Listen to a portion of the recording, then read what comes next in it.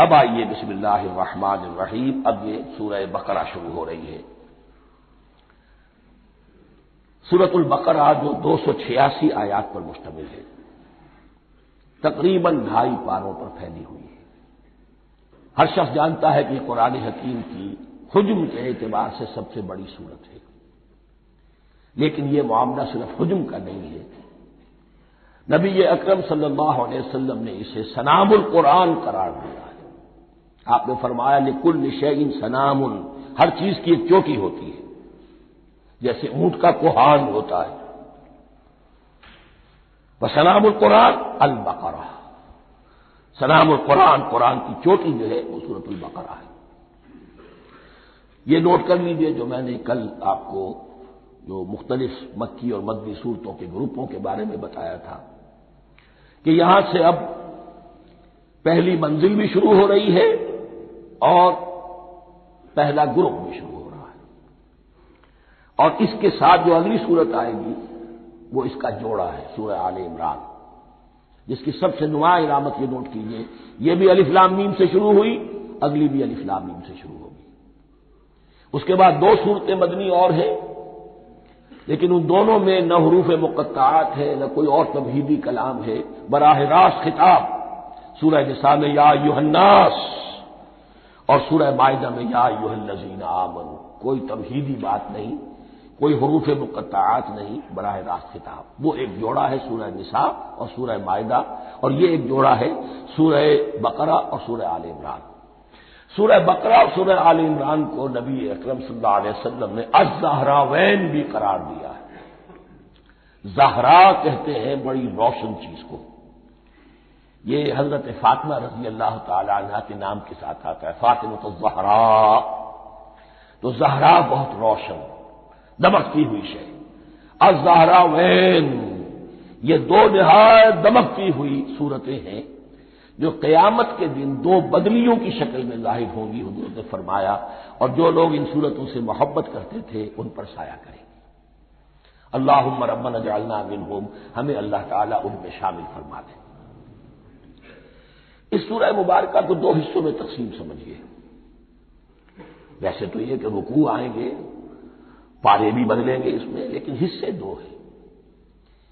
پہلے حصے میں اصل روئے سخن سابقہ امت مسلمہ سے ہے، یہود سے، بنی اسرائیل سے۔ دوسرے حصے میں اصل خطاب موجودہ امت مسلمہ سے ہے، امت محمد سے صلی اللہ علیہ وسلم۔ پہلے حصے میں 18 رکوع ہیں، لیکن آیات 152 ہیں۔ دوسرے حصے میں 22 رکوع ہیں، لیکن آیات 134 ہیں۔ گویا کہ اس سے آپ کو توازن نظر آئے گا کہ اگرچہ ادھر رکوعوں کی تعداد کم ہے 18، لیکن آیات کی تعداد زیادہ ہے 152۔ دوسرے حصے میں رکوعوں کی تعداد زیادہ ہے 22، لیکن آیات کی تعداد 134۔ اسی لیے اس کا ایک نام میں نے تجویز کیا ہے، وہ اس لیے تاکہ کچھ حقائق آپ کے ذہنوں میں ان ناموں کے حوالے سے بھی انشاءاللہ محفوظ ہو جائیں گے۔ سورۃ الامتین، 2 امتوں کی سورت، اس لیے کہ تقریباً نصف اس کی ساری بحث جو ہے، مرکزی بحث، وہ سابقہ امت مسلمہ بنی اسرائیل، اور دوسرا نصف اس میں سارا خطاب وہ ہے موجودہ امت مسلمہ یعنی امت محمد صلی اللہ علیہ وسلم۔ اس کا جو پہلے 18 رکوع ہے یا پہلا حصہ ہے، اس کے اندر ڈویژن فردر ہوگی ورٹیکل، عمودی۔ پہلے 4 رکوع، پھر 10 رکوع، پھر 4 رکوع۔ لیکن جو 22 رکوع ہے دوسرے حصے کے، دوسرے نصف کے، اس میں ڈویژن جو ہے جو ہاریزونٹل ہے، وہ افقی تقسیم ہے، عمودی نہیں، افقی۔ وہ میں بعد میں بیان کروں گا جب ہم وہاں پہنچ جائیں گے۔ ان کو پہلے سمجھ لیجئے کہ اس پہلے حصے کی جو تقسیم میں نے کی ہے، پہلے 4 رکوع، پھر 10 رکوع اور پھر 4 رکوع۔ پہلے 4 رکوع یوں سمجھیے کہ پورے قرآن مجید کے لیے اس کی حکمت اور فلسفے کا جو حصہ مکی قرآن میں بیان ہو چکا تھا اس کا خلاصہ ہے۔ جب یہ سورت نازل ہو رہی ہے تو یہ تو مدینہ میں حضور تشریف لا چکے ہیں، 12-13 سال جو ہے گزر چکے ہیں۔ اور ان 12-13 سالوں کے دوران 2/3 قرآن نازل ہو چکا ہے۔ اس میں جو بھی حکمت، فلسفہ اور بنیادی دعوت، یہ جو چیزیں مکی قرآن میں بیان ہوئی، ان کا خلاصہ نچوڑ نکال کر یہاں 4 رکوعوں میں رکھ دیا گیا۔ اگرچہ ان میں بھی جب گہرائی میں آپ دیکھیں گے تو روح سخن جو ہے وہ بنی اسرائیل کی طرف ہے، وہ میں بعد میں عرض کروں گا، لیکن اضافی طور پر یہ سمجھ لیجئے کہ پورے مکی قرآن کے حکمت اور پیغام کا خلاصہ ان 4 رکوعوں میں۔ پھر 10 رکوع ہیں جن میں براہ راست خطاب ہے سابقہ امت مسلمہ، یا بنی اسرائیل۔ اس کے بھی 2 حصے ہیں۔ پہلے ایک رکوع میں دعوت ہے، بڑا انداز اس کا بڑا پیارا ہے، اس میں دعوت ہے، ایمان لاؤ محمد پر صلی اللہ علیہ وسلم۔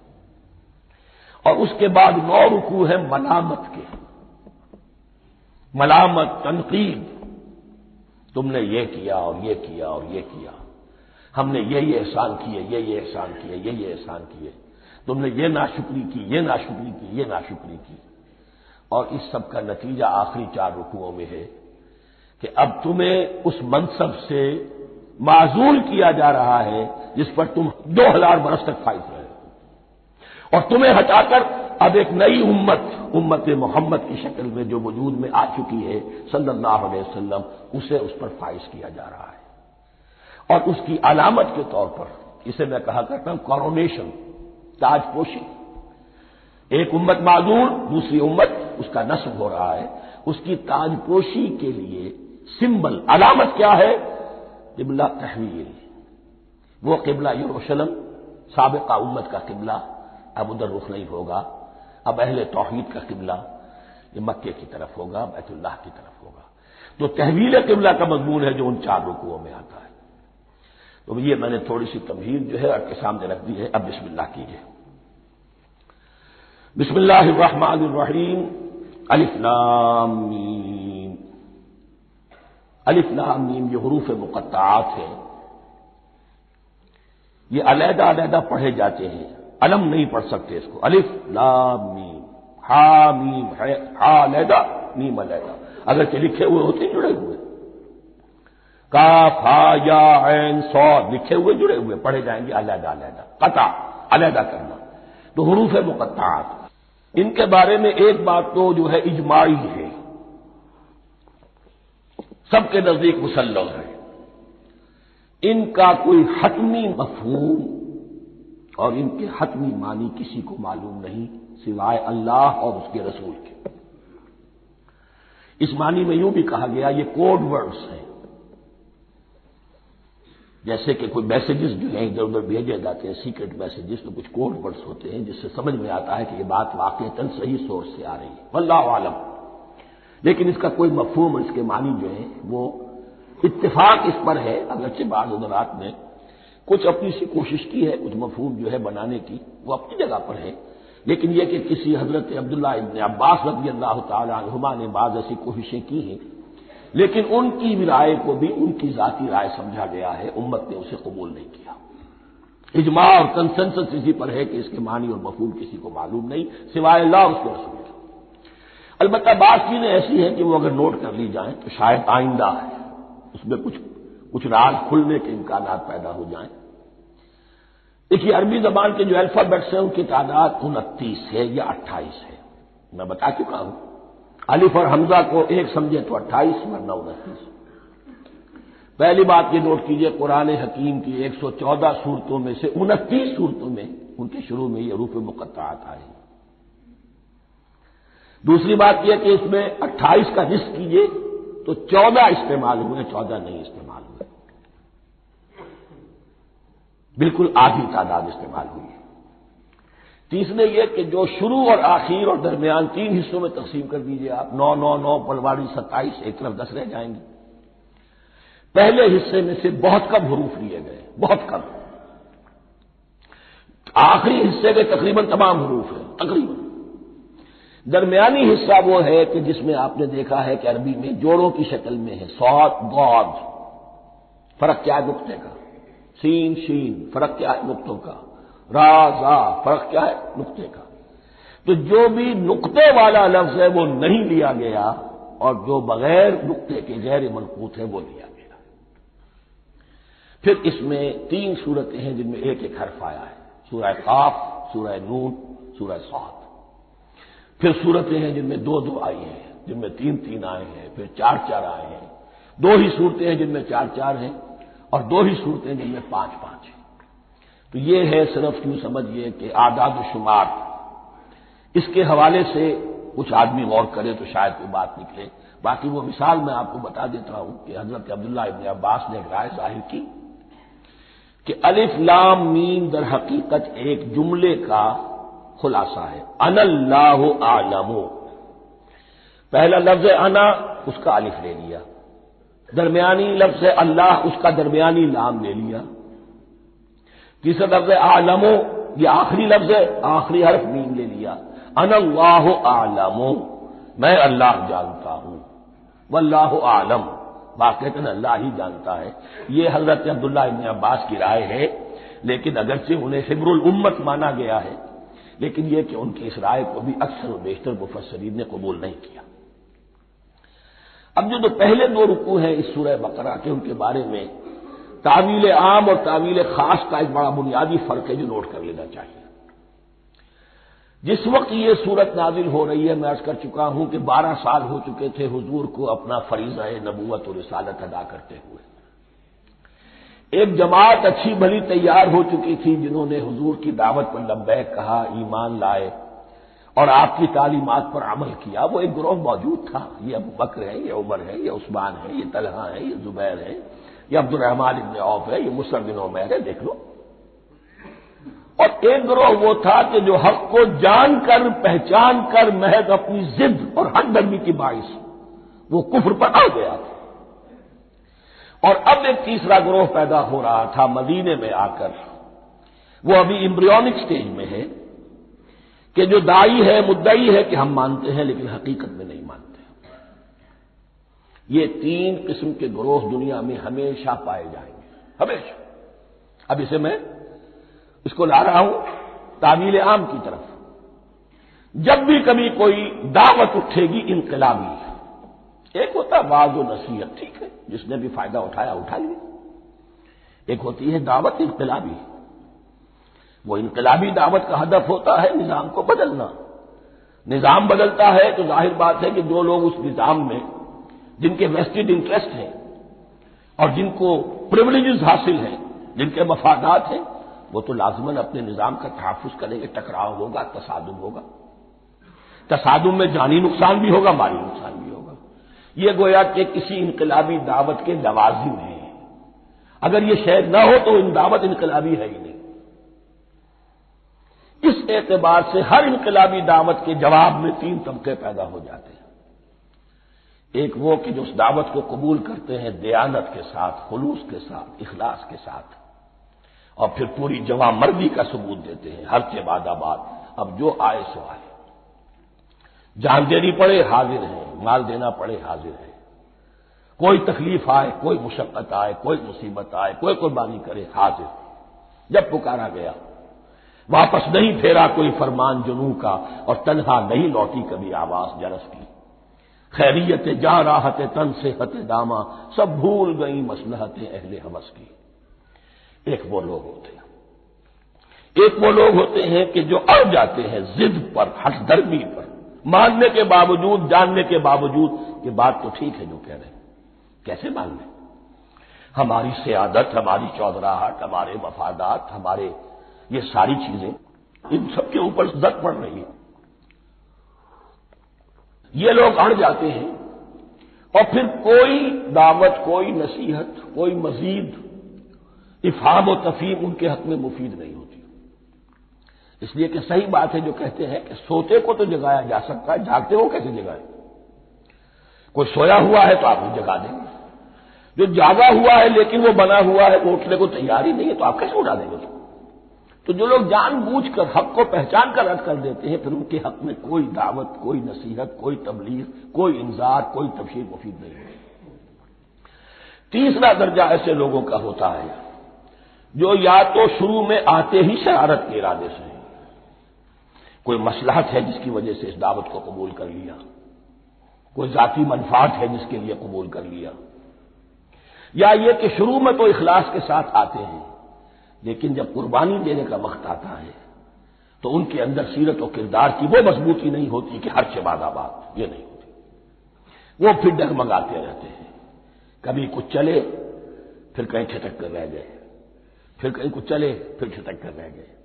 یہ تیسرا طبقہ ہے کہ جو کہتا ہے، دعوی مدعی ہے کہ ہم نے مانا ہے، قبول کیا ہے، بات ٹھیک ہے، کچھ تھوڑا بہت چلتے بھی، لیکن جہاں مشکل آئی چھٹک کر کھڑے ہو گئے، عہدے منہ گر پڑے۔ یہ تیسرا طبقہ ہے۔ اس کے لیے لفظ ہمارے ہاں منافقین بھی ہے، لیکن اس رکوع میں آ کر ابھی ان 4 رکوعوں میں نہیں بلکہ سورہ بقرہ میں مکمل میں بھی کہیں نفاق کا لفظ نہیں آیا ہے، اس لیے کہ اسے مرض سے تعبیر کیا گیا ہے۔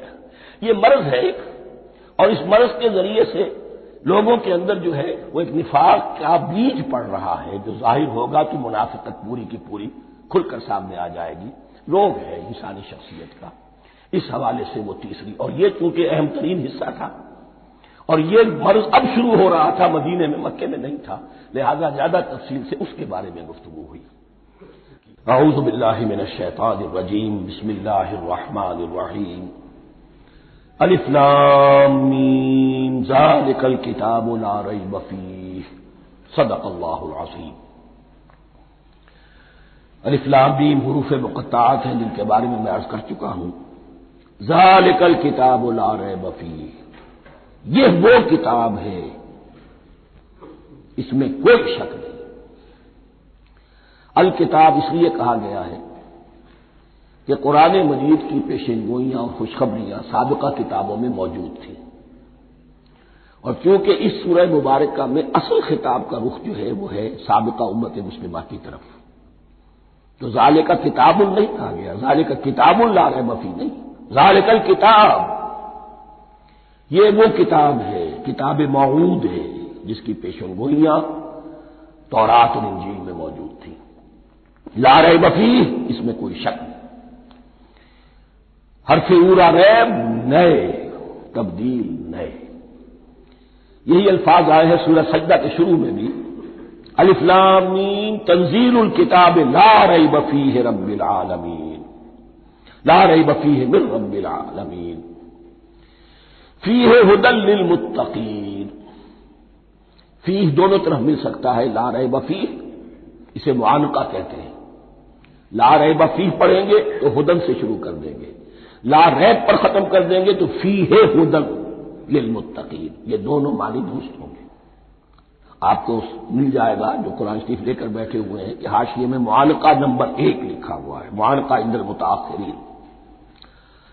ھدی للمتقین یہ ہدایت ہے، رہنمائی ہے اہل تقوی میں جو بچنا چاہیں۔ تقوی کا اصل مفہوم سمجھ لیجئے، بقا یقین، کسی کو بچانا، تقوی خود بچنا۔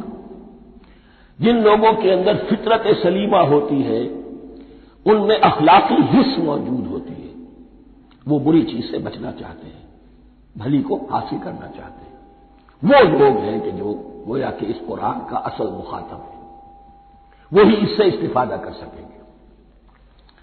الذین یؤمنون بالغیب، اب ان کے کچھ اوصاف، یہ اصل میں بہت زیادہ واضح ہوتا ہے تعویل خاص کے اعتبار سے کہ دیکھ لو درخت کو اپنے پھل سے پہچانتے ہیں، اس قرآن کے پھل موجود ہیں نا، یہ ابو بکر اور عمر اور عثمان اور علی کون ہیں؟ یہ جو مہاجرین آئے ہیں چل کر، مدینے والوں دیکھو یہ کون ہیں، ان کی شخصیتیں کیا ہیں، ان کا کردار کیا ہے، ان کے اوصاف کیا ہے، یہ کس درخت کے پھل ہیں، یہ اس بینہ کے پھل ہیں، یہ اس ذکرہ کے پھل ہیں۔ بینہ رسول من اللہ یتلو صحفا مطہرۃ فیہا کتب قیمہ، یہ اس شجرہ مبارکہ کے پھل ہیں، دیکھ لو ان کے کیا شب و روز ہے، الذین یؤمنون بالغیب، جو غیب پر ایمان رکھتے ہیں۔ تعویل عام کے اعتبار سے اس کا بہت اہم مفہوم ہوگا، جو یہ طے کر لے کہ سوائے مادے کی دنیا کے مجھے اس سے آگے جانا ہی نہیں، unless I can verify۔ آپ کو معلوم ہے کہ میٹیریل جو حقائق ہے وہ تو آپ ویریفائی کر سکتے ہیں، آنکھ سے دیکھ سکتے ہیں، کان سے سن سکتے ہیں، ویریفائڈ ہے۔ جو یہ سمجھ لے گا کہ اس کے بیونڈ کچھ نہیں ہے، اس کے لیے قرآن میں کوئی ہدایت نہیں۔ ہدایت قرآنی کا نقطہ آغاز یہ ہے کہ انسان یہ سمجھ لے کہ جو اصل حقیقت ہے وہ مستور ہے، نگاہوں سے چھپی ہوئی ہے، سامنے جو کچھ نظر آ رہا ہے۔ ایک انگلستان کے بہت بڑے فلسفی کی کتاب کا عنوان ہے appearance and reality, reality and appearance, Bradley کی کتاب۔ اپیئرنس جو کچھ نظر آ رہا ہے یہ حقیقت نہیں، حقیقت اس کے پیچھے ہے۔ اور کنفیوشس کا ایک جملہ ہے جو بہت بڑا حکیم اور فلسفی تھا، چین کا بہت بڑا حکیم اور فلسفی، اور ہو سکتا ہے کہ نبی ہو، واللہ عالم، ہم کہہ نہیں سکتے۔ اس کی تعلیم بڑی اخلاقی تعلیم ہے، اور اس کا جملہ سنیے، یہ یؤمنون بالغیب کی اس سے زیادہ صحیح تصریح ممکن نہیں۔ There are certain things, there's nothing more real than what cannot be seen. And there's nothing more certain than what cannot be heard. وہ حقائق جو آنکھوں سے نہیں دیکھے جا سکتے اور کانوں سے نہیں سنے جا سکتے، ان سے زیادہ یقینی اور واقعی حقائق اور کوئی نہیں۔ There's nothing more real than what cannot be seen. And there's nothing more certain than what cannot be heard. الذین یؤمنون بالغیب ویقیمون الصلاۃ، نماز قائم کرتے ہیں، ومما رزقناہم ينفقون، اور جو کچھ ہم نے انہیں دیا ہے اس میں سے خرچ کرتے ہیں، خیر میں، بھلائی میں، نیکی میں، ابنائے نو کی حاجات کو رفع کرنے میں، لوگوں کی تکلیفیں دور کرنے میں، خود اللہ کے لیے، اللہ کی رضا جوئی کے لیے، اللہ کو قرض حسنہ دیتے ہوئے۔ والذین یؤمنون بما انزل الیک وما انزل من قبلک، اور وہ کہ جو ایمان رکھتے ہیں اس پر بھی جو آپ پر نازل کیا گیا ہے محمد صلی اللہ علیہ وسلم، اور اس پر بھی کہ جو آپ سے پہلے نازل کیا گیا۔ یہ بہت اہم الفاظ ہیں، اس لیے کہ عام طور پر آج کل ہمارے ہاں یہ خیال پھیلا ہوا ہے کہ یہ تورات اور انجیل کے پڑھنے کا کوئی فائدہ نہیں، کوئی ضرورت نہیں، کوئی ضرورت نہیں کی حد تک تو شاید بات صحیح ہو، لیکن کوئی فائدہ نہیں، یہ بالکل غلط ہے۔ یہ ابتدا ہے قرآن کی، اور کس قدر اہتمام کے ساتھ کہا جا رہا ہے، ایمان صرف قرآن پر نہیں، اس پر بھی کہ جو اس سے پہلے نازل کیا گیا۔ اور سورہ نساء کی آیت، اور سورہ نساء نازل ہوئی ہے کہیں جا کر سن 6 ہجری میں، یا ایھا الذین آمنوا آمنوا باللہ ورسولہ والکتاب الذی نزل علی رسولہ والکتاب الذی انزل من قبل۔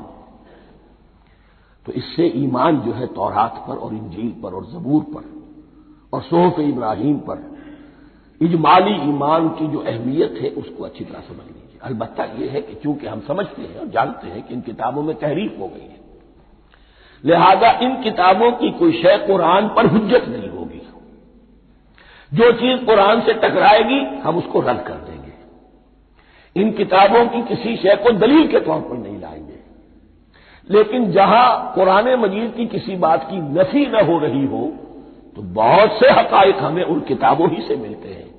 انبیاء کے مابین جو زمانی ترتیب ہے، کرونالوجیکل آرڈر جو ہے، وہ تو ہمیں تورات سے ملتا ہے، قرآن میں تو نہیں۔ قرآن میں کبھی حضرت نوح کا ذکر بعد میں ہے، حضرت موسیٰ کا پہلے، وہ وہاں تو کسی اور پہلو سے ترتیب آتی ہے، لیکن وہاں ہمیں تاریخ ملتی ہے ابراہیم کی، اسحاق کی، یعقوب کی، انبیاء بنی اسرائیل کی، موسیٰ کی، عیسیٰ کی، یہ ساری چیزیں۔ تو اس کی اہمیت جو ہے اس کو سمجھ لیجئے۔ والذین یؤمنون بما انزل الیک وما انزل من قبلک وبالآخرۃ ھم یوقنون، آخرت پر وہ یقین رکھتے ہیں۔ نوٹ کرنے والی بات کیا ہے کہ باقی سب چیزوں کے لیے لفظ ایمان آیا، آخرت کے لیے ایقان کیوں؟ واقعہ یہ ہے کہ انسان کے عمل کے اعتبار سے سب سے زیادہ مؤثر شے ایمان بالآخرہ ہے۔ ایمان بالآخرہ ہے تو عمل سیدھا رہے گا کہ ہاں مجھے جواب دہی کرنی ہے، جانا ہے، اٹھنا ہے، اللہ کے حضور حاضری ہے۔ اگر یہ یقین ہے تو عمل صحیح ہوگا۔ اس میں کمی ہو گئی تو توحید جو ہے وہ بھی بس ایک عقیدہ، ایک ڈوگما بن کے رہ جائے گی۔ ایمان بالرسالت بھی بدعات کو جنم دے گا، عید میلاد نبی بنا لیجئے اور کچھ عشقیہ اشعار کہہ دیجئے، نعتیہ اشعار کہہ دیجئے، اللہ اللہ خیر صلی اللہ، یہ ایمان بالرسالت کے مظہر ہوں گے۔ عمل انسان کا درست ہوتا ہے آخرت کے یقین کے ساتھ۔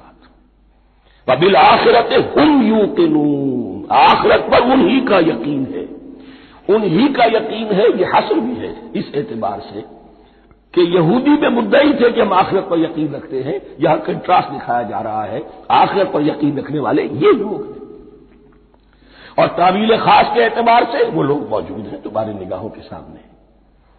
13 برس کی محنت کی کمائی محمد الرسول اللہ صلی اللہ علیہ وسلم کی اس کتاب کی، یتلو علیہم آیاتہ ویزکیہم ویعلمہم الکتاب والحکمہ، اس کا جو نتیجہ ہے وہ تمہارے سامنے۔ اولئک علی ھدی من ربہم، یہ وہ لوگ ہیں جو اپنے رب کی طرف سے ہدایت پر ہیں۔ وہ ابتدائی ہدایت بھی ان کے پاس تھی، اور یہ تکمیلی ہدایت بھی، قرآن پر بھی ان کا یقین پورا ہے، اور محمد کا اتباع بھی وہ کر رہے ہیں۔ وَأُولَٰئِكَ هُمُ الْمُفْلِحُونَ، اور یہی وہ لوگ ہیں جو فلاح پانے والے ہیں۔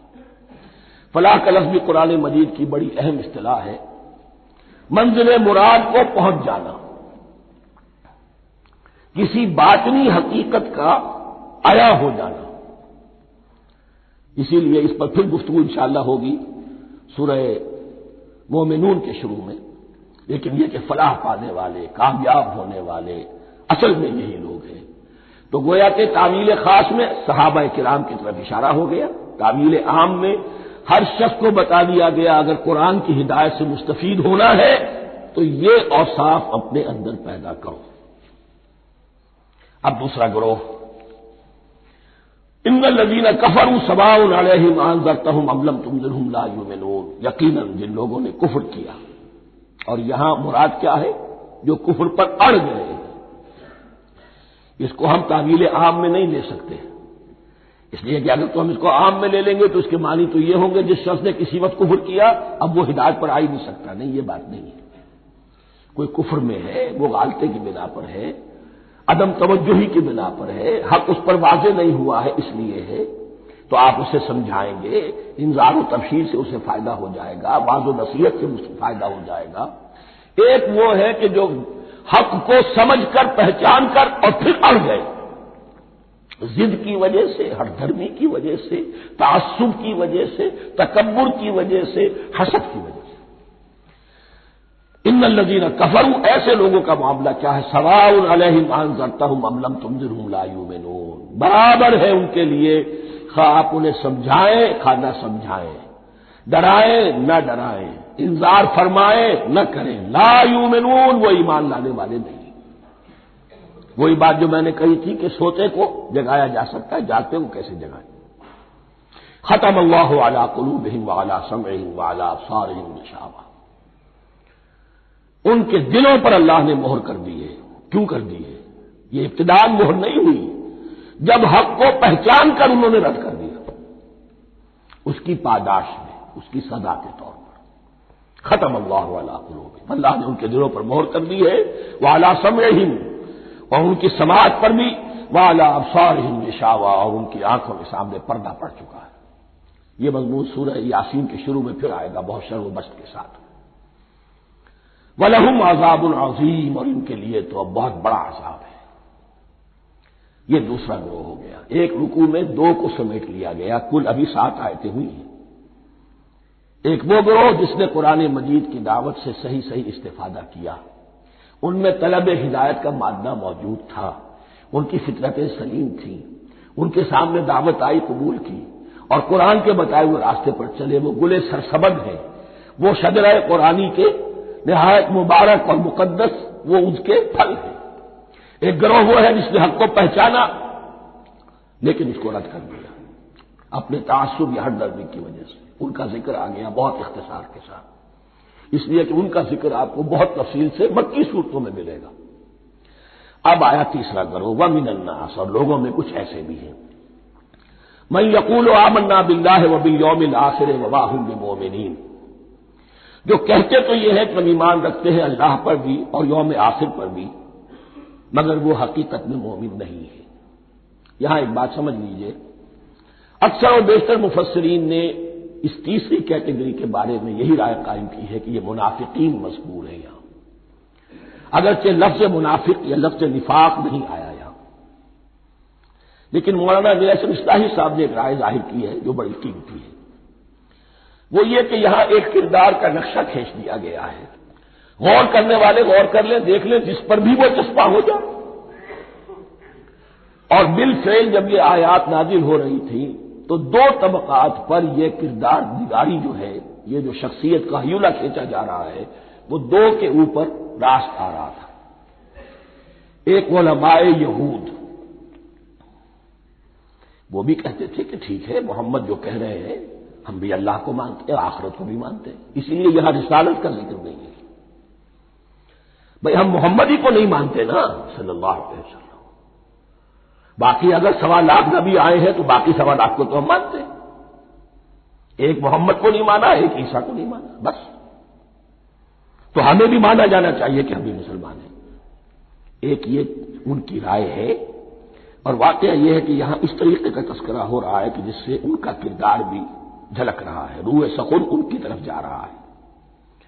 مجھے یاد ہے اپنی 10ویں جماعت کے زمانے میں دہلی میں نے دیکھا تھا کہ ناٹ سرکس وہاں کا ایک بڑی مارکیٹ ہوتی تھی، تو جوتے کی دکان پہ بہت بڑا جوتا لٹکایا ہوا تھا، بہت بڑا، اور لکھا تھا free to home it fits, جس کے پاؤں میں یہ ٹھیک ٹھیک آ جائے وہ لے جائے۔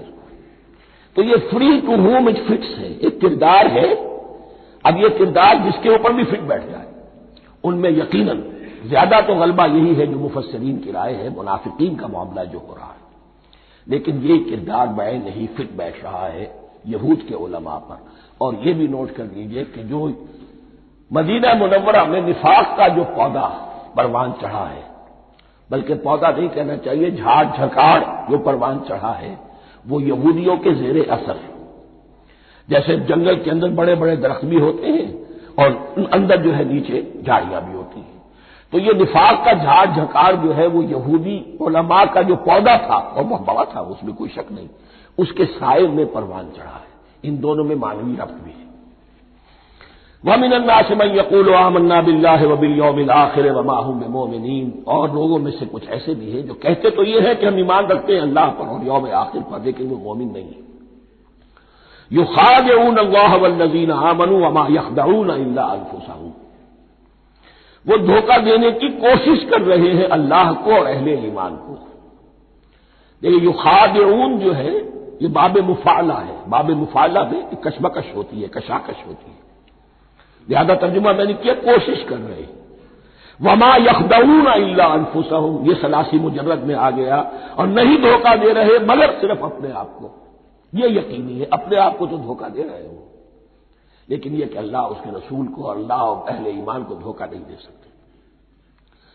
سورہ نساء کی آیت نمبر 142 میں یہ کھل کر منافقین کے بارے میں یہی الفاظ آئے ہیں، ان المنافقین یخادعون اللہ وہو خادعهم، یقیناً منافقین جو ہے وہ اللہ کو دھوکہ دینے کی کوشش کر رہے ہیں اور اللہ انہیں دھوکہ دے رہا ہے۔ فی قلوبہم مرض، ایک لفظ اور رہ گیا، وما یشعرون، انہیں اس کا شعور نہیں ہے۔ یہ بہت اچھی طرح نوٹ کر لیجیے، منافقین کی بھی اکثریت وہ تھی جنہیں اپنے نفاق کا شعور نہیں تھا،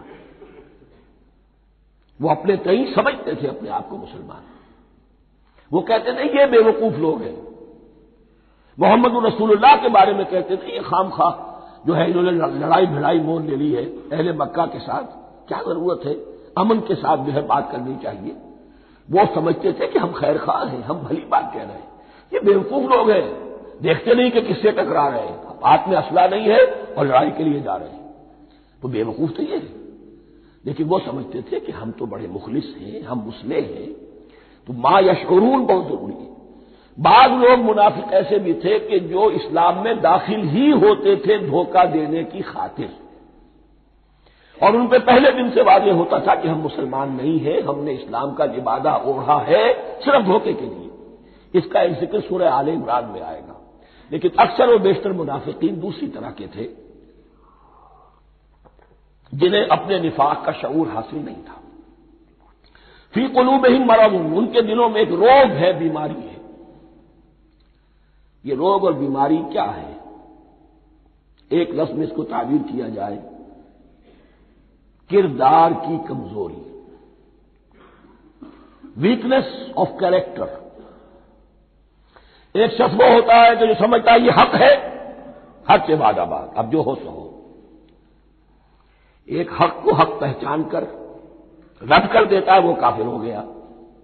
ایک حق کو حق پہچان کر آیا تو صحیح، لیکن ویکنیس آف کیریکٹر کی وجہ سے قوت ارادی کمزور ہے. آخرت بھی چاہتے ہیں، دنیا کو بھی ہاتھ سے دینے کو تیار نہیں. یہاں کا بھی کوئی نقصان نہ ہو اور آخرت کا بھی سارا بھلا ہمیں مل جائے. یہ وہ لوگ ہیں در حقیقت کہ اس کو کہا روگ. فی قلوبہم مرض فزادہم اللہ مرضا، تو اللہ نے ان کے مرض میں اضافہ کر دیا. یہ اللہ کی سنت ہے. آپ حق پر چلنا چاہیں، حق کا راستہ آپ کے لیے آسان کر دے گا. آپ برائی کی طرف جانا چاہیں، بڑی سے بڑی برائی آپ کے لیے ہلکی ہوتی چلی جائے گی. کوئی خاص بات ہی نہیں، چلو یہ بھی کر گزرو، جب یہ کر لیا تو یہ بھی کر گزرو. اور اگر آپ بین بین لٹکنا چاہیں تو اللہ اسی پہ چھوڑ دیتا ہے. ٹھیک ہے، آپ سمجھتے ہیں ہم کامیاب ہو رہے ہیں. ہم نے مسلمانوں کو بھی دھوکہ دے لیا، وہ ہمیں مسلمان سمجھتے ہیں، اور یہودیوں کو بھی دھوکہ دے لیا، وہ سمجھتے ہیں کہ ہم ان کے ساتھی ہیں، تو سمجھا کامیاب ہو رہے ہیں. حقیقت میں کامیابی نہیں. فی قلوبہم مرض فزادہم اللہ مرضا ولہم عذاب علیم بما کانوا یکذبون، اور ان کے لیے تو دردناک عذاب ہے. عذاب عظیم کا لفظ آیا تھا اوپر کفار کے لیے، وَلَهُمْ عَذَابٌ عَظِيمٌ 7ویں آیت ختم ہوئی. اور عذاب علیم کا لفظ آیا یہاں، ان کے لیے دردناک المناک عذاب ہے. بما کانوا یکذبون، بسبب اس جھوٹ کے جو وہ بول رہے تھے. وَإِذَا قِيلَ لَهُمْ لَا تُفْسِدُوا فِي الْأَرْضِ، اور جب ان سے کہا جاتا تھا مت فساد کرو زمین میں. مراد کیا ہے اس سے؟ کہ جب محمد کو مان لیا کہ اللہ کے رسول ہیں، اب ٹھیک ٹھیک پیروی کرو، ان کے پیچھے چلو. ان کا حکم ہے تو جنگ کے لیے نکلو، ان کی طرف سے تقاضا آتا ہے مال پیش کرو. اور اگر تم اس سے کتراتے ہو تو فساد مچا رہے ہیں، جماعتی زندگی کے اندر فتنہ و فساد پیدا کرو. وَإِذَا قِيلَ لَهُمْ لَا تُفْسِدُوا فِي الْأَرْضِ قَالُوا إِنَّمَا نَحْنُ مُصْلِحُونَ، وہ کہتے تھے نہیں ہم تو صلح کرانے والے ہیں، اصلاح کرنے والے ہیں. ہم چاہتے ہیں لڑنا بڑنا کوئی اچھی بات نہیں ہے، ٹکراؤ تصادم یہ کوئی اچھے کام تھوڑا ہی ہے. بس ٹھنڈے ٹھنڈے دعوت دیتے رہو، جو چاہے قبول کر لے، جو چاہے رد کر دے. خامخواہ یہ ٹکرانا اور یہ جنگ کرنا اور اللہ کے دین کو غالب کرنے کے لیے یہ قربانی دو اور یہ مصیبت جھیلو اور یہ مشقت برداشت کرو اور یہ چیز چھوڑو اور یہ ترک کرو، یہ کانے کے لیے. وَإِذَا قِيلَ لَهُمْ لَا تُفْسِدُوا فِي الْأَرْضِ قَالُوا إِنَّمَا نَحْنُ مُصْلِحُونَ أَلَا إِنَّهُمْ هُمُ الْمُفْسِدُونَ وَلَٰكِن لَّا يَشْعُرُونَ. آگاہ ہو جاؤ کہ وہی ہے مفسد، فساد پھیلانے والے.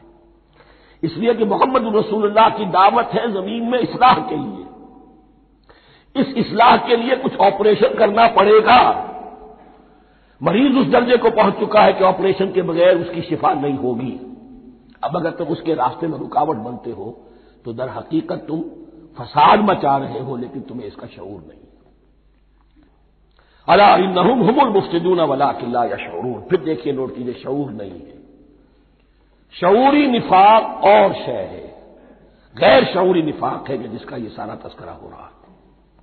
وَإِذَا قِيلَ لَهُمْ آمِنُوا كَمَا آمَنَ النَّاسُ، اور جب ان سے کہا جاتا ہے ایمان لاؤ جیسے دوسرے لوگ ایمان لائے.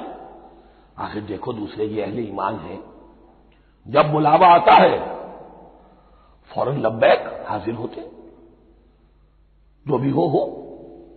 یہ تم جو ہے آخر تم نے اور روش اختیار کی. وَإِذَا قِيلَ لَهُمْ آمِنُوا كَمَا آمَنَ النَّاسُ قَالُوا أَنُؤْمِنُ كَمَا آمَنَ السُّفَهَاءُ.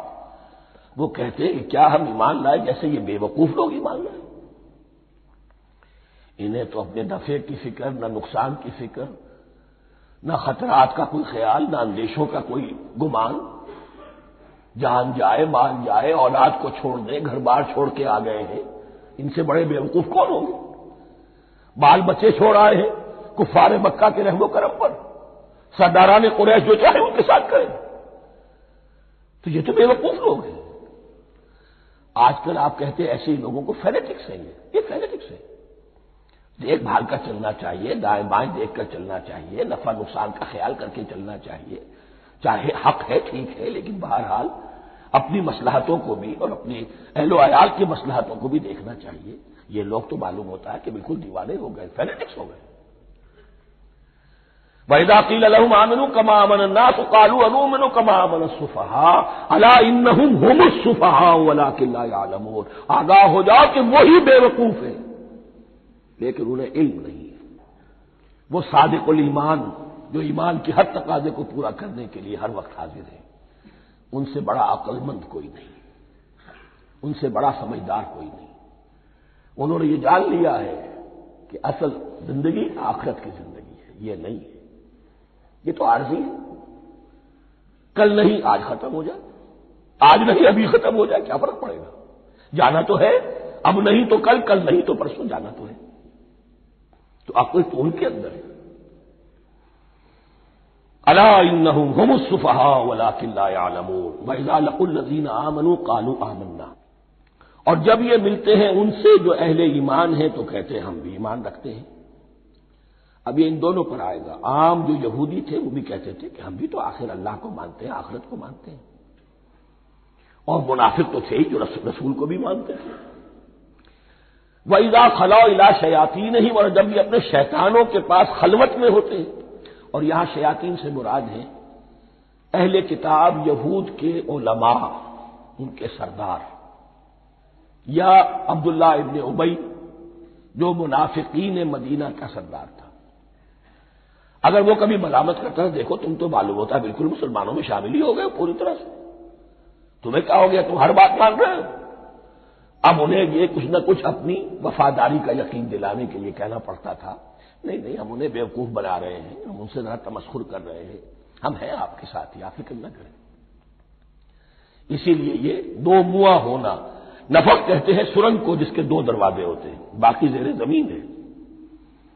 نافقہ گوہ کا بل ہے کہ دو دروازے رکھتا ہے، دو اس کے منہ رکھتا ہے کہ ادھر سے اگر کتا داخل ہو جائے شکار کے لیے تو ادھر سے نکل بھاگے، ادھر سے آئے تو ادھر سے نکل بھاگے۔ تو دو منہ انسان، یہ در حقیقت جس کو پھر سورہ نساء میں کہا گیا لا الہ الا ولا الہ الا، نہ ادھر کے ہیں نہ ادھر کے، مذبذبین بین ذالک، اس کے درمیان مذبذب ہو کر رہ گئے۔ یہ شیطان کا لفظ یہاں سمجھ لیجئے، اس کے دو رائے ہیں کہ یہ شطنا سے بنا ہے یا شات سے بنا ہے، شین الف توئے یا شین تو نون۔ شطنا کے معنی تباہ ادا کو بہت دور ہو گیا، دور ہو گیا، شیطان سے مراد جو اللہ کی رحمت سے بہت دور ہو گیا۔ اور شاتا یشیتوں کے معنی ہے احترق غضبا وحسدا، کوئی شخص غصے اور حسد کے اندر جل رہا ہو، وہ شاتا یشیتو ہے۔ اس سے فعلان کے وزن پر، رحمان کے وزن پر، غضبان کے وزن پر شیطان، یعنی وہ کہ جو حسد اور غضب کی آگ میں جل رہا ہے۔ تو یہ ایک تو شیطان وہ ہے کہ جو جنات میں سے ہے، جس کا نام عزازیل تھا پہلے، اب ہم اسے ابلیس کے نام سے جانتے ہیں، وہ ایک شیطان ہے، جنی ہے۔ پھر یہ کہ جو بھی اس کے پیروکار ہیں دنیا میں انسانوں میں سے ہو یا جنات میں سے ہو، وہ بھی شیاطین ہیں۔ اسی طرح اہل کفر، اہل زیغ کے جو بڑے بڑے سردار ہوتے ہیں، ان کو بھی شیطان سے تعبیر کیا گیا۔ وَإِذَا خَلَوْا إِلَىٰ شَيَاطِینِهِمْ قَالُوا إِنَّا مَعَكُمْ، اور جب وہ خلوت میں ہوتے ہیں، علیحدگی میں ہوتے ہیں اپنے شیاطین کے پاس، سرداروں کے پاس، کہتے ہیں ہم تو آپ کے ساتھ ہیں، انما نحن مستہزئون، یہ تو ہم ان مسلمانوں کو بیوقوف بنا رہے ہیں، ان سے استہزاء کر رہے ہیں، تمسخر کر رہے ہیں۔ ہم تمسخر میں کہہ دیتے ہیں کہ ہم بھی آپ کے ساتھ ہیں، آمنا۔ اللہ یستہزئ بہم ویمدہم فی طغیانہم یعمہون، حقیقت کیا ہے کہ اللہ ان کا مذاق اڑا رہا ہے اور ان کو ڈھیل دے رہا ہے کہ وہ اپنے عقل کے اندھے پن میں بڑھتے چلے جائیں۔ اللہ تعالیٰ جیسا میں نے عرض کیا رسی دراز کرتا ہے، کچھ تو غلط راستے پر جانا ہے تو جاؤ بھائی، فوراً تو نہیں پکڑتا، اگر فوراً پکڑ لے تو سیدھا ہو جائے گا، چلتے جائے، جانا چاہتے جاؤ۔ تو ان کو بھی رسی دراز کر رہا ہے اللہ، لیکن یہ کہ اللہ یستہزئ بہم، یہ سمجھتے ہیں کہ مسلمانوں کا مذاق اڑا رہے ہیں، اصل میں مذاق ان کا اڑ رہا ہے اللہ کے نزدیک۔ وَيَمُدُّهُمْ فِي طُغْيَانِهِمْ يَعْمَهُونَ، اب یہاں ذرا نوٹ کر لیجئے، یہ دو لفظ آئیں گے، عین میم اور ہا، امہ ہے کے ساتھ، ایک ہے عین میم اور یا امج، تو عین اور میم تو مشترک ہے یا آخر میں فرق ہوگا، عین میم اور ہا ہوگا، اس کے معنی عقل کا اندھا، دل کا اندھا، آنکھیں تو ہے لیکن دل کا اندھا ہے، عقل کا اندھا ہے. اور عین میم یا جو آنکھوں کا اندھا ہو، عمیٌ اندھے، اعمیٰ اندھا. تو یہاں فرمایا انا معکم انما نحن مستہزئون اللہ یستہزئ بہم ویمدہم فی طغیانہم یعمہون. اللہ ان کو اس جو ان کی عقل کے اندھے پن میں جو یہ بڑھتے چلے جا رہے ہیں، اللہ بھی ان کی رسی دراز کر رہا ہے تاکہ یہ جہاں تک جانا چاہتے چلے جائیں. اولئک الذین اشتروا الضلالۃ بالہدی، یہ وہ لوگ ہیں کہ جنہوں نے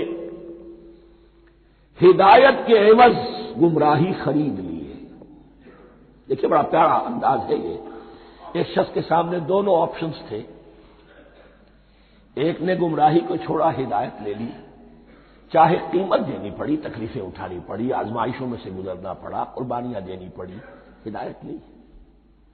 اور ایک شخص نے ہدایت دے کر گمراہی لے لی. آسانی تو ہو گئی، فوری تکلیف سے تو بچ گئے. لا الہ الا ولا الہ الا، دونوں طرف سے اپنے آپ کو بچا لیا.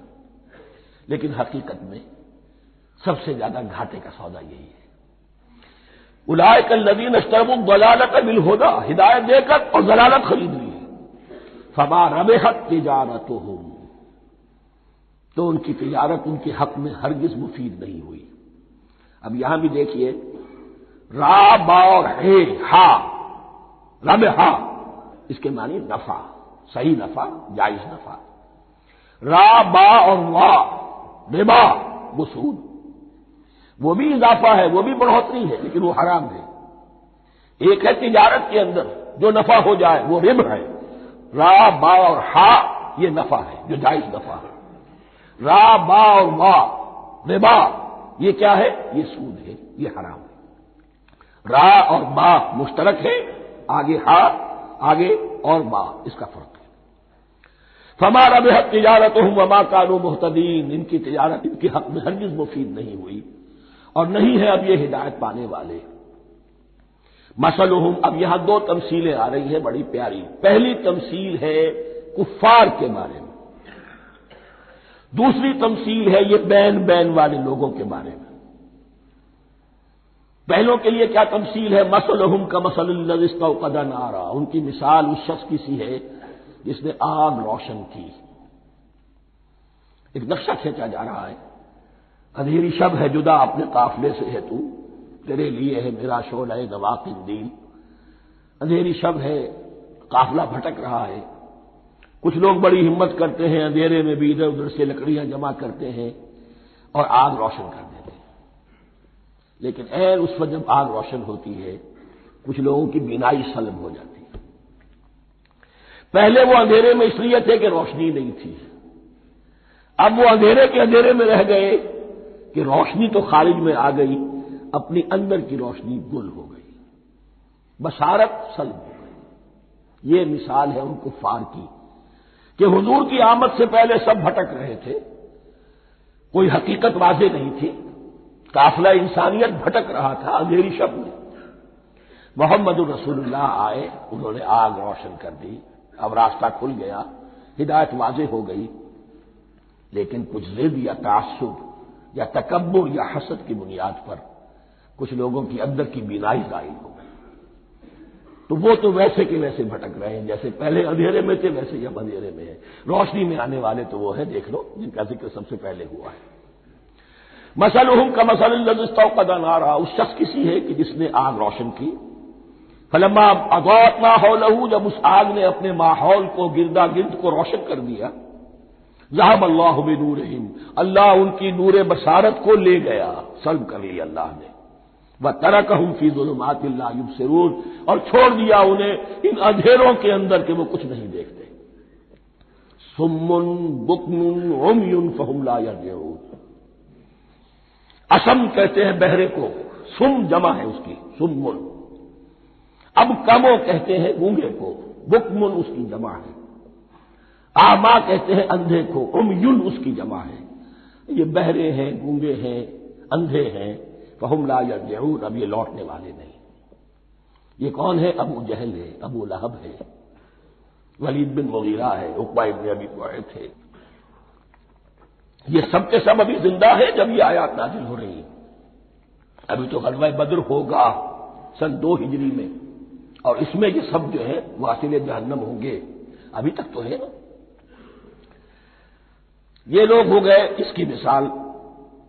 مثلهم كمثل الذي استوقد نارا فلما أضاءت ما حوله ذهب الله بنورهم وتركهم في ظلمات لا يبصرون صم بكم عمي فهم لا يرجعون. اب دوسری مثال. او كصيب من السماء، یا بڑی زور کی بارش برس رہی ہے آسمان سے. فيه ظلمات، اس میں اندھیرے بھی ہیں. ورعد، اور گرج ہے. وبرق، اور بجلی چمک رہی ہے. یجعلون اصابعهم فی اذانهم من الصواعق حذر الموت. کچھ لوگ ہیں کہ جو اپنی انگلیاں اپنے کانوں کے اندر ٹھوسے ہوئے ہیں کہ وہ جو کڑک ہے اس سے ان کی جانیں نہ نکل جائیں، موت نہ آ جائے. کڑکا ایسا ہے کہ اس کڑکے سے بچنے کے لیے اپنی انگلیاں اپنی کانوں میں ٹھوس رکھی ہیں. حذر الموت، موت کے خوف سے. واللہ محیط بالکافرین، اللہ ایسے کافروں کا احاطہ کیے ہوئے ہیں، بچ کر کہاں جائیں گے. یکاد البرق یخطف ابصارهم، قریب ہے کہ بجلی ان کی نگاہوں کو لے جائے، ان کی بینائی کو سلب کر لے. کلما اضاء لهم، لیکن ہوتا کیا ہے، جب ذرا روشنی ہوئی تو چل لیے. مشوا فیہ، بجلی چمکی کچھ نظر آ گیا دائیں بائیں تو کچھ تھوڑا سا چل لیے. وَإِذَا أَظْلَمَ عَلَيْهِمْ، اور جب تاریکی ان پر طاری ہو گئی، قاموا، کھڑے کے کھڑے رہ گئے. یہ نقشہ ہے ان کا کہ ایک طرف بارش ہو رہی ہے، قرآن مجید ہے، آسمان سے نازل ہو رہا ہے، یہ ماہ مبارکہ ہے، یہ کتاب مبارک ہے. لیکن یہ کہ اس کے ساتھ کڑکے ہیں، گرج ہے، کفر سے مقابلہ ہے، کفر کی طرف سے دھمکیاں ہیں، اندیشے ہیں، خطرات ہیں، امتحانات ہیں، آزمائشیں ہیں. ذرا کہیں حالات کچھ بہتر ہوئے، کچھ جسے بریدنگ سپیس کہتے ہیں ملی تو تھوڑا سا چل لیے. ہم بھی مسلمان ہیں، کوئی خاص موقع نہیں ہے، کسی جنگ کے لیے بلایا نہیں جا رہا ہے تو بڑھ چڑھ کے باتیں کر رہے ہیں، اپنے ایمان کا اظہار بھی کر رہے ہیں. جیسے ہی کوئی آزمائش آئی ٹھٹک کر کھڑے کے کھڑے رہ گئے. وَلَوْ شَاءَ اللَّهُ لَذَهَبَ بِسَمْعِهِمْ وَأَبْصَارِهِمْ، اللہ چاہتا تو ان کی سماعت اور بصارت کو بھی سلب کر لیتا. لیکن اللہ کا قانون یہی ہے، جو جہاں رہنا چاہے اس نے آزادی ارادہ دی ہے انسان کو. تم اگر مومن صادق بن کر رہنا چاہتے ہو اس کو آسان کر دے گا تمہارے لیے. تم نے اپنے تعصب کی وجہ سے، اپنے تکبر کی وجہ سے کفر کا راستہ اختیار کیا، اللہ اسی کو کھول دے گا. تم بیچ میں لٹکنا چاہتے ہو لٹکتے رہو. اللہ تعالیٰ جو ہے جبرن کسی کو نہ حق پہ لائے گا، نہ جبرن کسی کو باطل پر لے کر جائے گا. اس لیے کہ جبر اگر ہو تو پھر امتحان کا معاملہ ختم، پھر جزا و سزا بیکار ہے، غیر منطقی ہے، غیر معقول ہے. ان اللہ علی کل شیء قدیر، یقیناً اللہ تعالیٰ ہر چیز پر قادر ہے.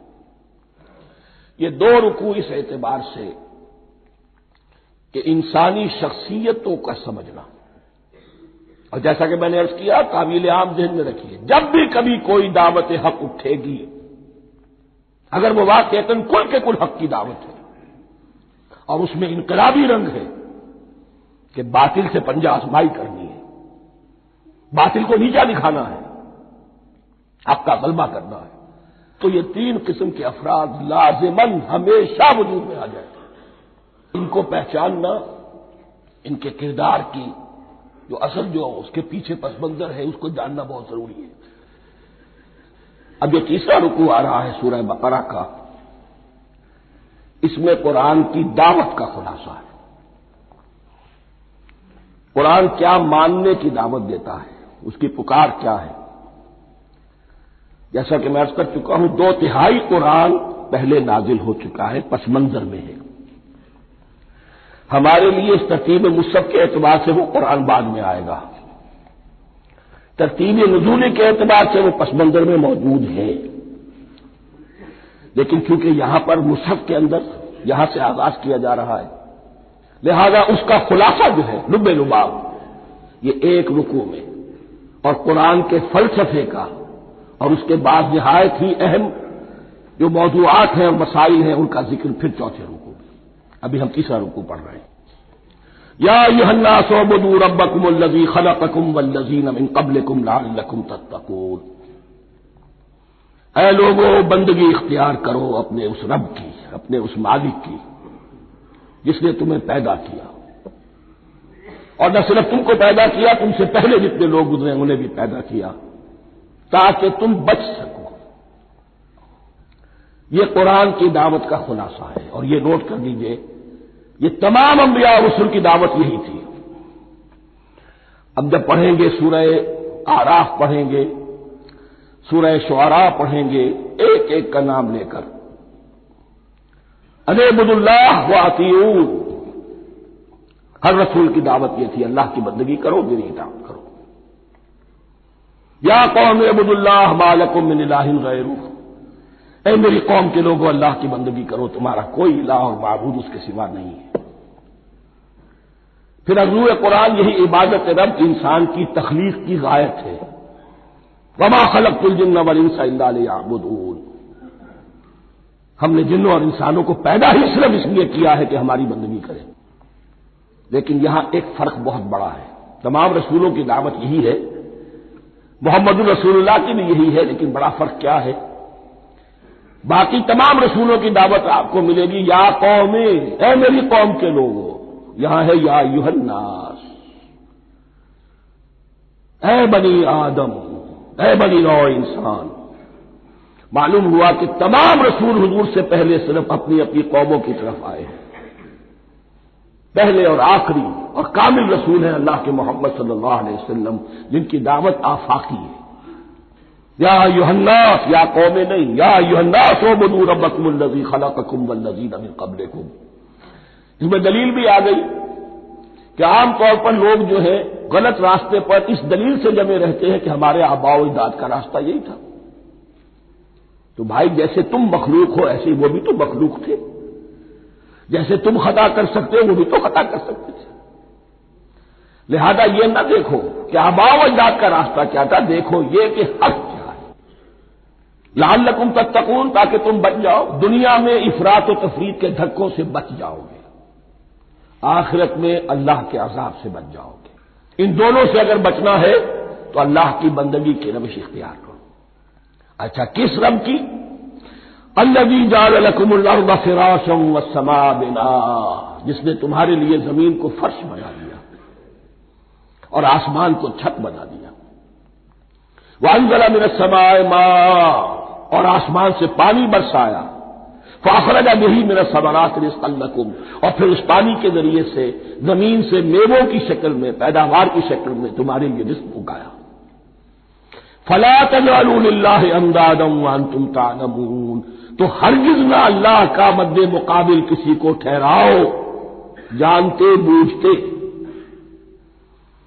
وانتم تعلمون کا ایک مطلب یہ بھی ہے کہ تم بھی مانتے ہو کہ اس کائنات کا خالق اللہ کے سوا کوئی نہیں۔ اہل عرب بھی مانتے تھے، جو ان کے دیوی دیوتا تھے وہ سمجھتے تھے کہ یہ اللہ کے اوتار ہیں یا اللہ کے ہاں بہت یہ پسندیدہ ہیں، اللہ کے محبوب ہیں، اس کے اولیاء ہیں، اس کی بیٹیاں ہیں، لہذا یہ شفاعت کریں گے تو ہمارا بیڑا پار ہو جائے گا، ورنہ خالق وہ مانتے تھے اللہ ایک ہی ہے۔ جب تم یہ مانتے ہو کائنات کا خالق ایک، مدبر ایک، تو اب کسی کو اس کا مد مقابل نہ بناؤ۔ انداز ند کی جمع ہے، لا ضد لہ ولا ند لہ، اللہ کا کوئی مد مقابل نہیں۔ اس میں یہاں تک بات ہے کہ حضور اس درجے، اس توحید کی باریکیوں تک پہنچا کر گئے ہیں اس امت کو کہ کسی صحابی نے ایسے ہی کہہ دیا ما شاء اللہ وما شئت، جو اللہ چاہے اور جو آپ چاہیں۔ حضور نے فوراً ٹوک دیا اجعلتنی للہ ندا، کیا تو نے مجھے اللہ کا مد مقابل بنا دیا ہے؟ اس کائنات میں مشیت صرف ایک کی چلتی ہے، کسی اور کی مشیت اس کی مشیت کے تابع پوری ہو جائے ہو جائے، لیکن مشیت مطلقہ صرف اس کی ہے۔ یہاں تک کہ حضور سے فرمایا گیا کہ اے نبی آپ کے لیے یہ ممکن نہیں ہے جسے چاہے ہدایت دے دیں، انک لا تہدی من احببت ولکن اللہ یہدی من یشاء۔ اگر یہ اختیار میں ہوتا تو ابو طالب دنیا سے بغیر ایمان لائے نہ جاتے۔ فلا تجعلوا للہ اندادا وانتم تعلمون۔ اب ان دو آیتوں میں تو سمجھیے توحید نظری بھی اور توحید عملی بھی۔ توحید عملی کیا ہے؟ بندگی صرف اس کی ہو۔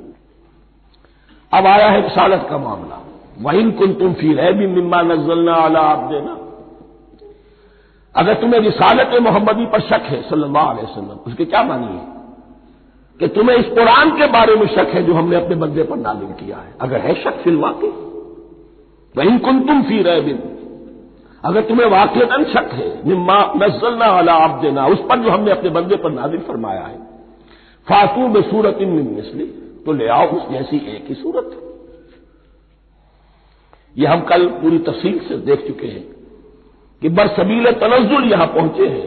پہلے دو آیتیں میں نے آپ کو سنائی تھی، اس میں پورے قرآن کی مثال لانے کا چیلنج کیا گیا۔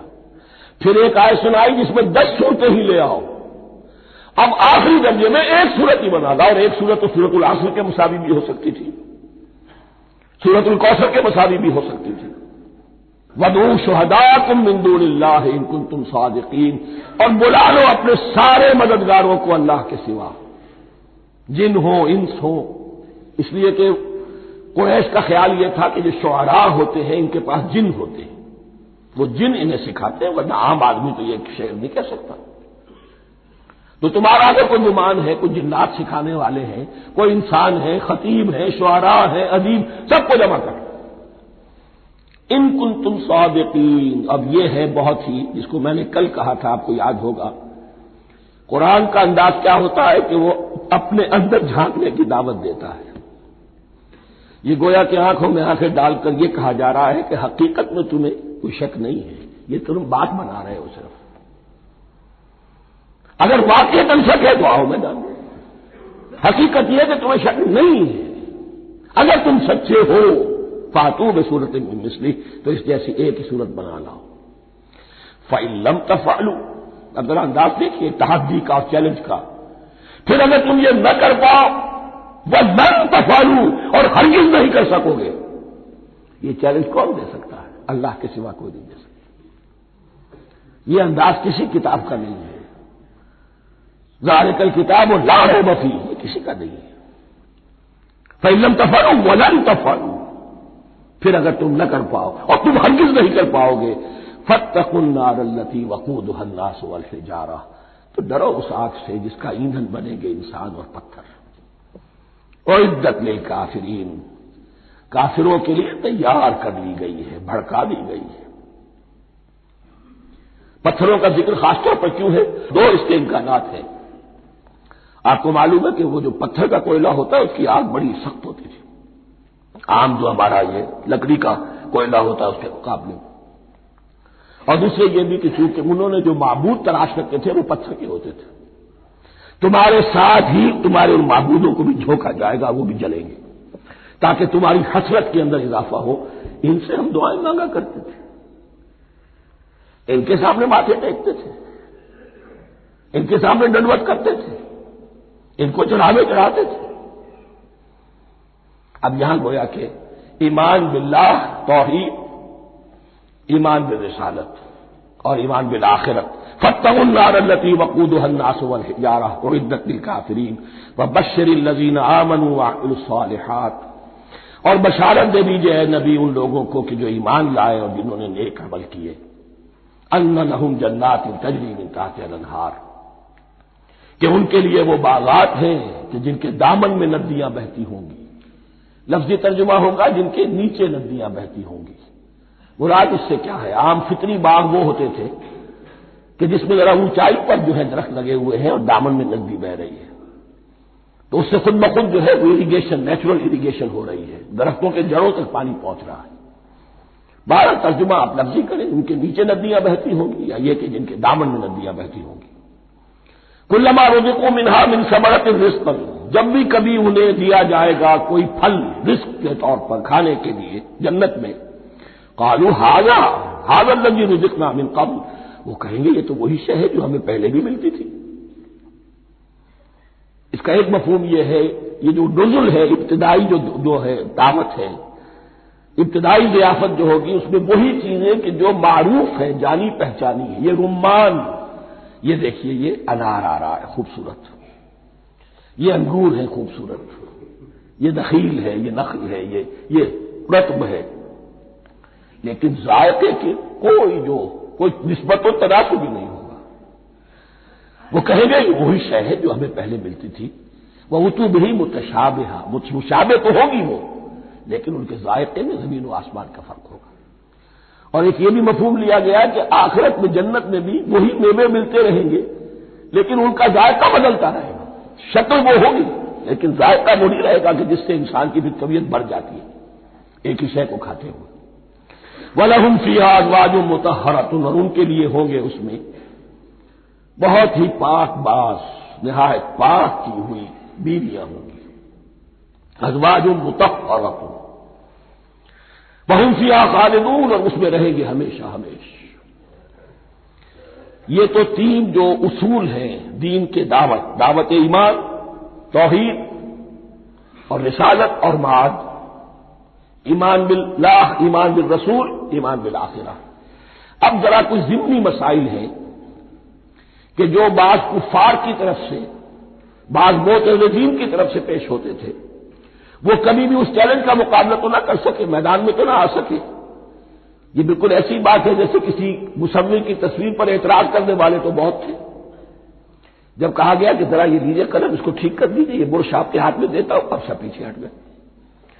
تو کوئی صورت قرآن کے مقابلے میں لانا وہ تو ان کے لیے ممکن نہیں تھی، لیکن ادھر ادھر سے اعتراضات کرنے کے لیے جو زبانیں کھلتی تھی ان میں سے ایک اعتراض نقل کیا جا رہا ہے. وہ یہ تھا کہ وہ کہتے تھے کہ قرآن مجید میں مکھی کی تشبیہ آئی ہے، یہ تو بڑی حقیر سی شے ہے. اعلیٰ کلام ہو اور اعلیٰ متکلم ہو وہ ایسی حقیر چیزوں کا تذکرہ نہیں کرتا.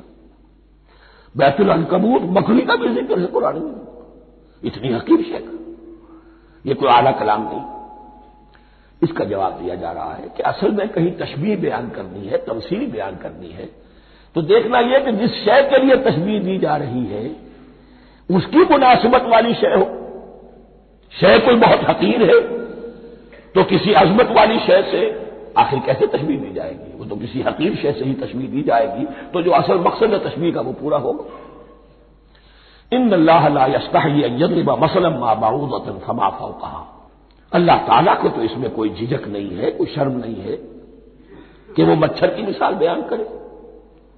تو اس سے اوپر، اب یا فوقها میں دونوں معنی ہو جائیں گے، یعنی کمتر اور حقیر ہونے میں اس سے بھی بڑھ کر، یا یہ کہ اس سے اوپر کی کوئی شے اس کی مثال دینے میں اللہ کو کوئی جھجک نہیں. اس لیے کہ مکھی بھی بہرحال مچھر سے تو ذرا بڑی شے ہے. اس معنی میں بھی ہو سکتا ہے فوقہا، اور فوقہا اس معنی میں بھی کہ اس سے بھی حقیر ہونے میں اس سے بھی بڑھ کر. فَأَمَّا الَّذِينَ آمَنُوا فَيَعْلَمُونَ أَنَّهُ الْحَقُّ مِنْ رَبِّهِمْ، تو جو لوگ صاحب ایمان ہیں وہ جان لیتے ہیں کہ یہ حق ہے ہمارے رب کی طرف سے. وَأَمَّا الَّذِينَ كَفَرُوا، اور جنہوں نے کفر کیا ہے، فَيَقُولُونَ مَاذَا أَرَادَ اللَّهُ بِهَذَا مَثَلًا، یہ کیا مثال اللہ نے دی، کیا ارادہ ہوا اللہ کا اس مثال کے ذریعے سے. ناک بہت چڑھا رہے ہیں، اعتراض کر رہے ہیں. اب جو آ رہا ہے اگلا جملہ وہ ہے بہت اہم، یضل بہ کثیرا ویہدی بہ کثیرا، اسی کے ذریعے سے اللہ بہتوں کو ہدایت دیتا ہے اور اسی کے ذریعے سے بہتوں کو گمراہ کرتا ہے. معلوم ہوا کہ ہدایت اور گمراہی اور ہدایت اور ضلالت انسان کی سبجیکٹو کنڈیشن کے اوپر دار و مدار ہے. اس کا آپ کے دل میں خیر ہے، بھلائی ہے، نیت صحیح ہے، طلب ہدایت، طلب علم، اس میں آپ سچے ہیں، آپ کو ہدایت مل جائے گی. دل میں زیغ ہے، کجی ہے، نیت میں ٹیڑھ ہے، فساد ہے، تو اسی کے ذریعے سے اللہ آپ کی گمراہی میں اضافہ کر دے گا. یضل بہ کثیرا ویہدی بہ کثیرا، لیکن اللہ کا یہ کسی کو ہدایت دینا اور کسی کو ضلالت دینا الٹپ نہیں ہے، کسی قاعدے اور قانون کے بغیر نہیں ہے. وما یضل بہ الا الفاسقین، نہیں گمراہ کرتا وہ اس کے ذریعے سے مگر صرف سرکش لوگوں کو، جن میں سرکشی ہے، تعلی ہے، تکبر ہے. اور ان کے اوصاف کیا ہے؟ الذین ینقضون عہد اللہ من بعد میثاقہ، جو توڑ دیتے ہیں اللہ کے ساتھ کیے ہوئے عہد کو. اور سب سے بڑا عہد یہ سورہ اعراف میں چل کر آئے گا، عہد الست. عالم ارواح میں ہم عہد الست کر کے آئے، الست بربکم قالوا بلا، کیا میں ہی نہیں ہوں تمہارا رب؟ تمام ارواح نے میں بھی تھا، آپ بھی تھے، سب تھے، کوئی انسان، جتنے انسان دنیا میں آج تک آ چکے ہیں وہ بھی تھے، اور جو آنے ہیں ابھی قیامت تک وہ بھی تھے، لیکن تھے صرف ارواح کی شکل میں، جسم نہیں تھے۔ اور یہ میں آپ کو بتا چکا ہوں، مکمل وجود ہے انسان کا روحانی وجود۔ اولاً تخلیق اس کی ہوئی تھی، اسی سے آگے چل کر ایک بہت فلسفے کا بہت گہرا مضمون آ رہا ہے آگے چل کر۔ وہ جو عہد الست بربکم قالوا بلا، انہوں نے اس عہد کو توڑا، اللہ کو اپنا مالک اور خالق اور اپنا حاکم جاننے کی بجائے خود حاکم بن کر بیٹھ گئے۔ الیس لی ملک مصر، کیا مصر کی بادشاہی میری نہیں ہے؟ I am the sovereign, we are sovereign, popular sovereignty, بغاوت، سرکشی، فاسق۔ وما يضل به الا الفاسقين الذين ينقضون عهد الله من بعد ميثاقه ويقطعون ما امر الله به ان يوصل، اور کاٹتے ہیں وہ چیز جسے اللہ نے جوڑنے کا حکم دیا ہے، اللہ نے صلہ رحمی کا حکم دیا ہے، یہ قطع رحمی کرتے ہیں مال کی طلب میں، بھائی بھائی کو ختم کرتا ہے اس کے مال کو ہتھیانے کے لیے، اپنی ذاتی اغراض کے لیے تمام اخلاقی حدود جو ہے انسان پسو پیش ڈال دیتا ہے، اپنا تکبر، اپنے لیے تعلی۔ الذین، آپ دیکھیے نوٹ کیجئے، اس میں ہماری شریعت کا فلسفہ یہ ہے، ایک تعلق ہے اللہ کا بندے کے ساتھ، حقوق اللہ، ایک ہے بندوں کا بندوں کے ساتھ، حقوق العباد۔ اللہ کا حق کیا ہے؟ اسے حاکم اور مالک، اور حاکم سمجھو، الملک سمجھو، خود اس کے بندے بنو۔ انسانوں کا حق کیا ہے؟ کونوا عباد اللہ اخوانا، سب آپس میں بھائی بھائی اللہ کے بندے بن جاؤ۔ اور اس میں سب سے اہم ترین رحمی رشتہ ہے، سگے بھائی، سگے بھائی بہنیں، پھر دادی کے اوپر جا کر وہ کزنز آ جائیں گے، پر دادی پر جا کر اور جمع ہو جائیں گے، یہاں تک کہ آدم و حوا پر تمام انسان جمع ہو جائیں گے۔ تو رحمی رشتے کی بڑی اہمیت ہے۔ تو وہ فاسقین کے جو توڑتے ہیں اللہ کے عہد کو، اس کو مضبوطی سے باندھنے کے بعد، وَيَقْطَعُونَ مَا أَمَرَ اللَّهُ بِهِ أَن يُوصَلَ وَيُفْسِدُونَ فِي الْأَرْضِ، انہی دونوں چیزوں کے نتیجے میں زمین میں فساد پیدا ہوتا ہے، یا اللہ کی اطاعت سے باغی ہو گئے اور یا آپس میں ایک دوسرے کی گردنیں کاٹنے لگے۔ اولئک هم الخاسرون، یہی لوگ ہیں جو بالآخر خسارے میں، آخری اور دائمی خسارے میں رہنے والے ہیں۔ کیف تکفرون باللہ وکنتم امواتا، تم کیسے کفر کرتے ہو اللہ کا؟ بڑا پیارا انداز ہے، وکنتم امواتا، تم مردہ تھے، فاحیاکم، تمہیں زندہ کیا، ثم یمیتکم، پھر تمہیں مارے گا، ثم یحییکم، پھر جلائے گا، ثم الیہ ترجعون، پھر تم اس کی طرف لوٹ جاؤ گے، لوٹا دیے جاؤ گے۔ یہاں وہ بات آ گئی جو آج نگاہوں سے بالکل اوجھل ہو چکی ہے، یہ ہم دنیا میں آنے سے پہلے مردہ تھے، کیا مانی؟ یہ مضمون آ کر اصل میں سورہ غافر یا سورہ مومن میں چل کر اس کی پوری وضاحت ہوگی، لیکن چونکہ یہاں تذکرہ ہو چکا ہے عہد الست کا، ہماری پہلی تخلیق ہوئی عالم ارواح میں، ارواح کی صورت میں، پھر ہمیں سلا دیا گیا، وہ ہماری پہلی موت تھی۔ مردہ جو ہے معدوم نہیں ہوتا، مردہ ہوتا ہے، بے جان ہوتا ہے، سویا ہوا ہوتا ہے، اور موت کو اور نیند کو تشبیہ دی گئی ہے۔ پھر ہمیں اس جسد کے ساتھ یہاں زندہ کیا گیا، پھر موت طاری ہوگی، پھر ہمیں زندہ کیا جائے گا۔ یہ آیت جیسا کہ میں نے عرض کیا بہت بڑی اور بڑی گہری حکمت اور فلسفہ قرآن کی آیت ہے۔ کیسے اللہ کا انکار کرتے؟ کون تم اموات، تم مردہ تھے، سوئی ہوئی ارواح کی شکل میں تھے، فاحیاکم، تمہیں جگایا اس جسد کے ساتھ، زندہ کیا، ثم یمیتکم ثم یحییکم، پھر تمہیں مارے گا، پھر جلائے گا، ثم الیہ ترجعون، پھر تم اس کی طرف لوٹا دیے جاؤ گے۔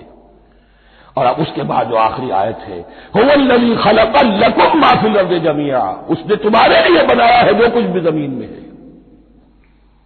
اس میں خلافت کا مضمون آ گیا، حدیث میں آتا ہے انما الدنیا خلقت لکم وانتم خلقتم للآخرہ، یہ دنیا تمہارے لیے بنائی گئی ہے، تم آخرت کے لیے بنائے گئے ہو۔